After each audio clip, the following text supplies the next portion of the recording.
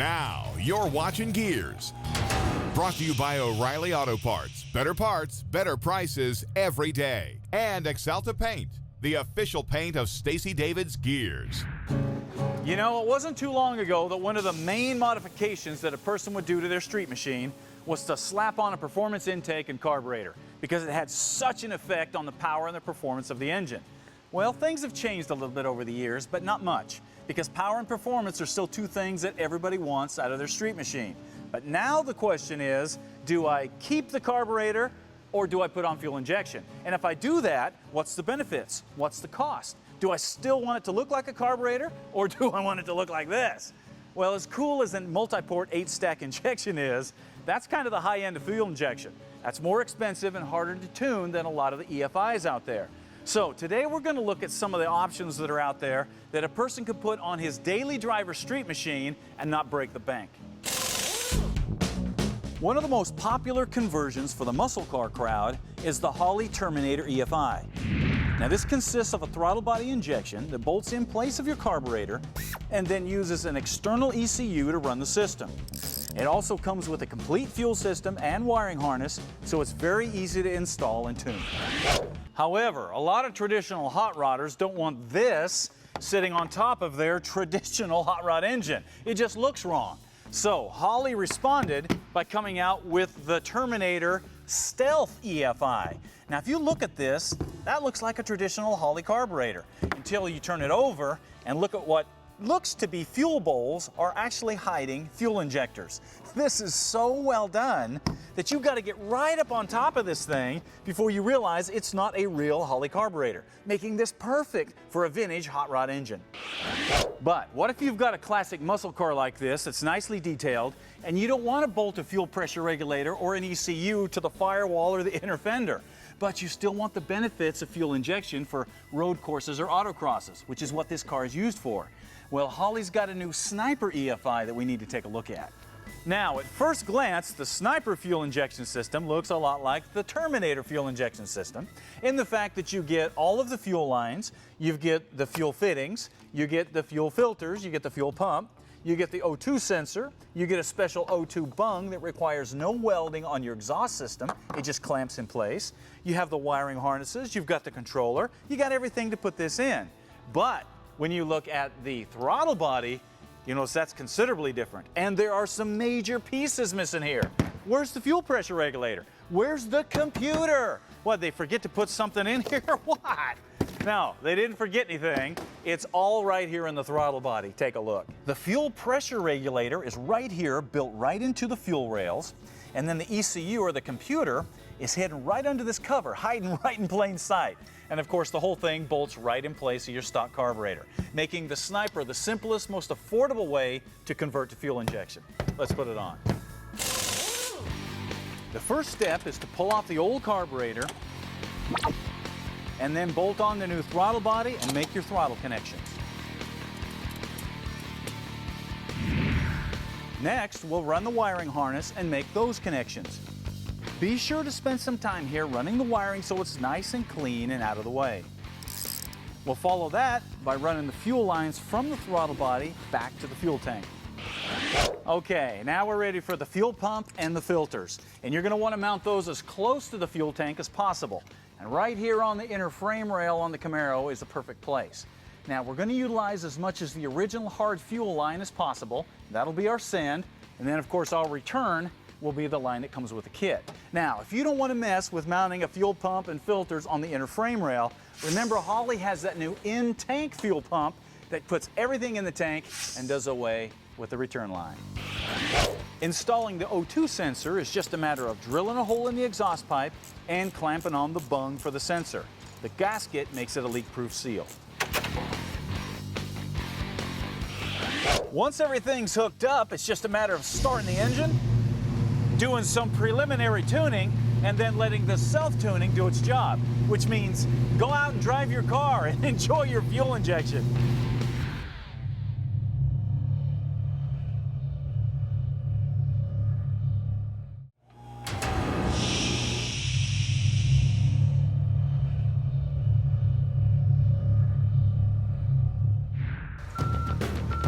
You know, a while back, we rolled a very beat-up, classic Thiokol Imp Snowcat into the shop and got the old Ford V4 engine running again.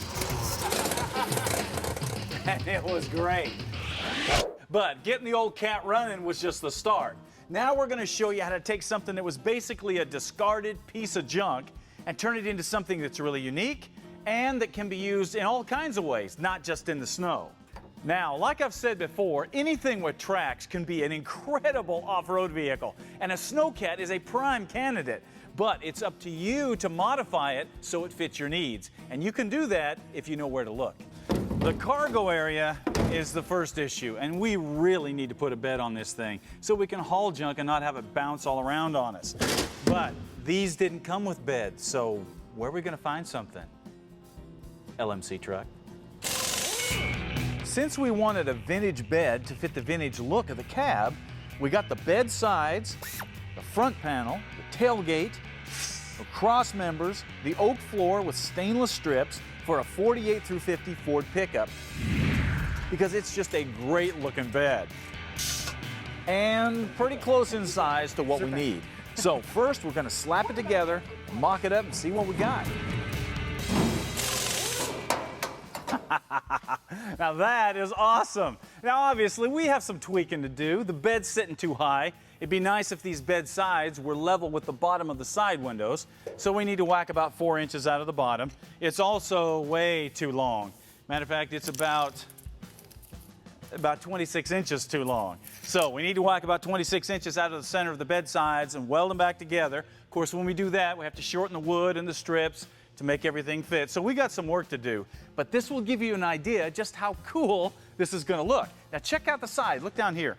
You can see we got room down the side to put extra fuel cans or tools or whatever. So we got all kinds of options, and that's the point here. You don't have to have a vintage truck to get some benefit out of a vintage truck bed, especially when it's got all kinds of new sheet metal just waiting to be customized. And since LMC has all kinds of truck beds, you can pretty much decide the style you want and go to work on it. Okay, if you remember, our original fuel tank was shot. It looked like it came over on the Titanic. So we went to Tanks Incorporated and got a stainless steel tank to replace it. Now, the cool thing about the Tanks Incorporated stuff is that it's made out of stainless steel, it's fully baffled, so you're not gonna have fuel sloshing all over the place, and it's set up to either put a filler neck on the side or up here on the top. Now, it also comes with all the bungs welded in place. You just tell them if you're running fuel injection or carburation, and it also has the fitting for your sending unit. So really all you have to do is put this in and hook it up, which is exactly what we're gonna do once we get everything laid out. You gotta get all the pieces to the puzzle before you can start putting the puzzle together. Now, the steering parts are another matter, because most of those are pretty specific, and you gotta have the right parts. Fortunately, there's a company out there called Remote Access Service that specializes in new and used Snowcats, as well as all kinds of used parts to help you restore or build a tracked vehicle. For example, we got a new fuel pump, we got new master cylinders, we've got rebuild kits for slave cylinders, you've got cables, you've got motor mounts. They've got all the special aluminum rivets to restore the cab. You've got weather stripping. They even have a manual for the old Imp. This original restoration stuff would be really hard to find anywhere else. Now, the suspension is going to get an upgrade, because not only is it obsolete, but it is completely worn out. Look at all this booger welding and mess up in here. That's got to go. It would be very expensive to restore this back original, and then you'd still have an obsolete suspension. So instead of messing with all this stuff, we went back to Remote Access and had Tim send us 4 torsion suspension axles off of a much newer piston bully Snowcat. These are going to completely change the way that old Imp rides and handles. Now, look at this. 3 of the axles are identical. Those are rated at 1,000 pounds. Those will go under the belly of the cat. Then this guy here is the big one. This is a 3,000 pounder, and that's going to go under the front of the cat, because that's where all the weight is, and that also takes the biggest impact on a tracked vehicle. Now, another reason the Remote Access Service recommends doing this upgrade is that it also upgrades the hubs so you can use a modern wheel and tire combination, so you don't have to look for that kind of junk. Using the measurements we took off the old suspension, we'll slide the new axles in place underneath the Snowcat and line them up. As my knee collapses. Looks good. Okay, with the axles mocked in place, what about wheels and tires and sprockets? Well, we also got new wheels and tires from Remote Access Services, but we don't ever want to have to deal with flat tires again, ever. So, we sent them off to a company named Fall Line that specializes in polyurethane products for the industrial world, and we had them urethane filled. Now, I know it may sound weird, but the reason that Fall Line came out with a way to fill a tire with urethane is that it basically just turns it into a big, solid tire. And it's extremely durable, it'll never wear out, and it will never go flat. It is the only way to run a tire in a tracked vehicle. Now, our sprockets were in pretty good shape when you first looked at them, but if you take a closer look, you can see that the rubber is starting to crack, starting to chip off. These would not last long if I put these into hard use. So we're going to ship these off the Fall Line as well, where they'll melt off all of that old rubber, and they'll put on a virtually indestructible coat of polyurethane. Now, if you're into dozers or crawlers or any kind of tracked vehicles, you know that the main damage, the main wear and tear, happens right here where the sprocket contacts the grouser. Having urethane there is going to make a world of difference.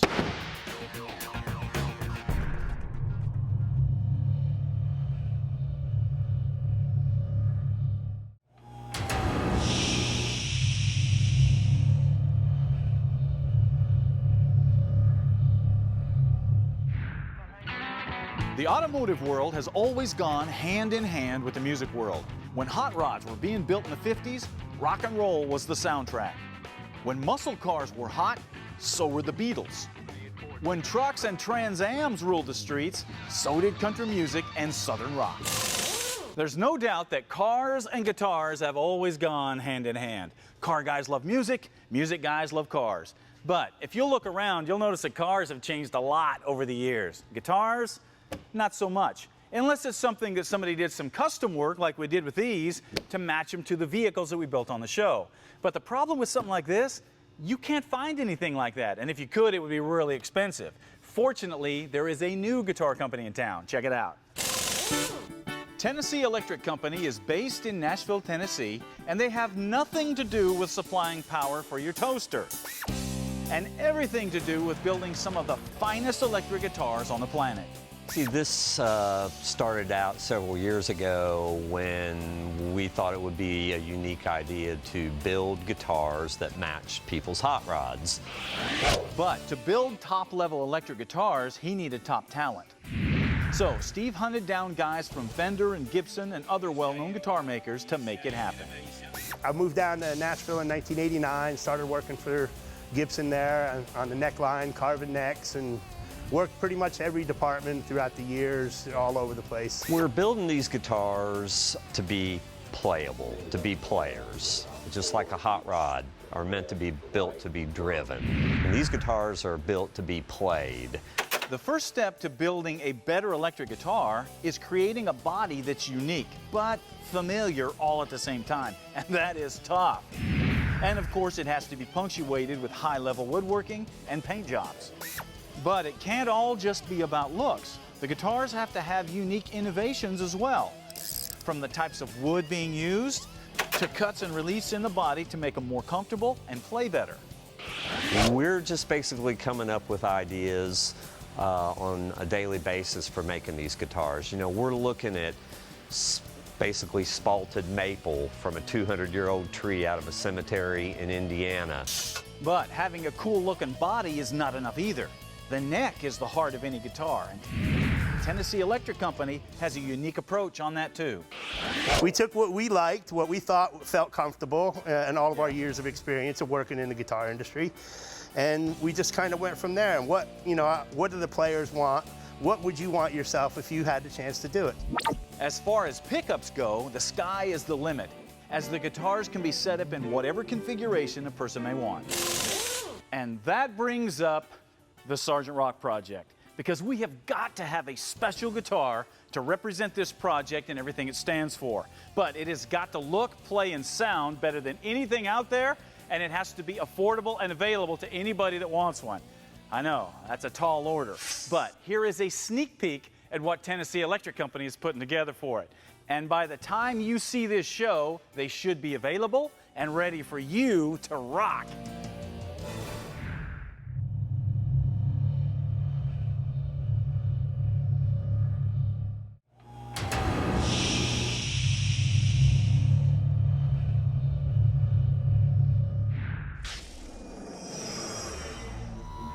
And now, Parts Bin. One of the most popular hobbies out there today is radio control vehicles. I mean, you can go down to the local toy store and buy any number of radio controlled toys. The problem is, they're toys. They're out of proportion, they don't look like real vehicles, and they break quickly. Fortunately, there is a way for you to experience true scale off-roading that's radio controlled, but you gotta go to a different place. You gotta go to RC 4-wheel drive, because they have kits of your favorite off-road vehicles that have all kinds of details and features that you gotta see to believe. Their scale bodies of vintage Toyota Land Cruiser, Land Rover, and Chevy Blazer are true to scale and extremely detailed. The chassis are even more amazing with fully functional leaf springs or 4-link suspension, scale axles, working shocks, and beadlock wheels. Bigger trucks more your thing? Well, check out the military-style 6x6 with full 6-wheel drive and functional triangulated 4-link suspension. Now, it's shipped in black, so you can leave it that way, or you can paint it whatever color you want. The electronics feature fully proportional steering, optional high and low range, and enough power to crawl over real obstacles.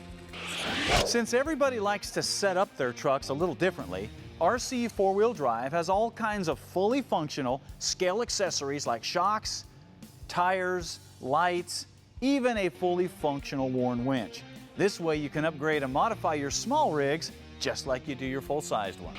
If you've never experienced scale radio control off-roading, you are missing out. But you want something that's going to handle years of hard use and something that you can customize the way you want it. And the only place you're going to find that is RC 4-wheel drive. Everybody knows that classic Chevy trucks are popular to hot rod and restore. But lately, the truck to have is an early Ford because they're different, they can be just as cool, and there's a ton of restoration parts available for them. But one part that's been hard to find is a headliner and the trim that goes around it. So most early Fords have a lid that looks like this. Well, not anymore, because LMC Truck has just come out with a headliner and trim kit for the 73 through 79 Ford truck. Take a look. The headliner is made out of durable ABS plastic, so it's not going to rot away like your original one did. And if you'll notice, there's a texture in it, so you can use it as is, or you can paint it to match the color of your interior, or you can cover it with upholstery to match your seats for a more refined look. Now, as far as the trim goes, it's made out of steel. You can get it chrome plated or you can get it black to match the way the interior is going to look. Also, as you can see, they're all pre-bent and contoured to fit your roof perfectly. Now, if you've got an old Ford, you know the headliner's rotten. If you want to fix it, LMC Truck is the place to go. Now, Quick Tip. Brought to you by E13 Spark Plugs. Born to burn. If you work with metal very much, you know that cutting or filing aluminum is a lot different than cutting or filing steel, because aluminum is soft and it'll get caught in the teeth of your saws or your files and gum them up and pretty much make them useless. Fortunately, there is a simple solution to this. Just grab a standard bar of soap and run it up and down the teeth of the saw or the file. The soap will coat the teeth and keep the aluminum from sticking to the teeth. Now, I know that you can do this with a penetrating lube, but penetrating lubes are messy and they don't stay in place near as long as that crazy soap does. If you've ever gone into a machine shop and wondered why there was a bar of soap on a tool, now you know why. If you'd like to learn more tips to make your life easier in the shop, check out the tips page on the website.